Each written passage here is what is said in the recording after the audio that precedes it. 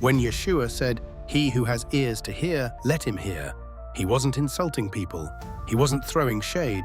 He wasn't saying, "You're all clueless." He was inviting them.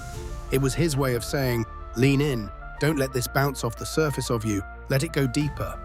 Because there's a huge difference between hearing and understanding.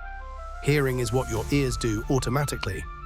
Understanding is what your heart does if it's open. And that's why this phrase matters so much. Two people can hear the same exact message, and only one truly gets it. Same words, same delivery, same moment. But one person feels conviction, clarity, freedom, like something inside them clicks. The other walks away confused, annoyed, or unchanged. So what's the difference? It's not IQ, it's not education, it's not who knows the most verses, it's the condition of the heart. Yeshua used this phrase like a spiritual alarm clock. He was waking people up to a reality most humans don't want to admit.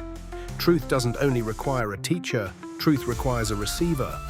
You can be standing right in front of the Messiah and still be unreachable if your heart is locked up. And that lock can come from a lot of places. Pride, I already know.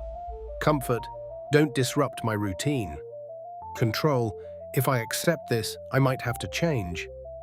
Fear, if I hear God clearly, I might lose something. Fear is a big one, because fear doesn't just make you run, fear makes you interpret. Fear makes you twist what you hear, fear makes you assume the worst, fear makes you take a loving correction and hear it as condemnation. So when Yeshua says, "He who has ears to hear," he's basically saying, don't just catch my words, receive them. Let them land in the part of you that's hungry, not the part of you that's defensive. And this is especially important with his parables. A parable is like a doorway. If you're humble, it opens. If you're proud, it stays shut. If you're hungry, you walk through it. If you're threatened, you argue with it.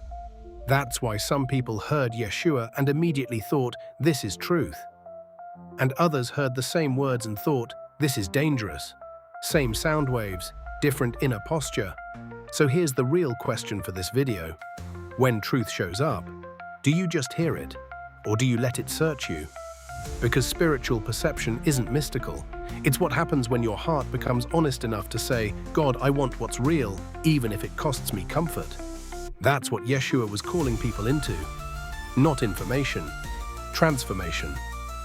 And in the next video, we're going to start breaking down the first key, spiritual perception, what it is, what blocks it, and how to recognize it in your own life.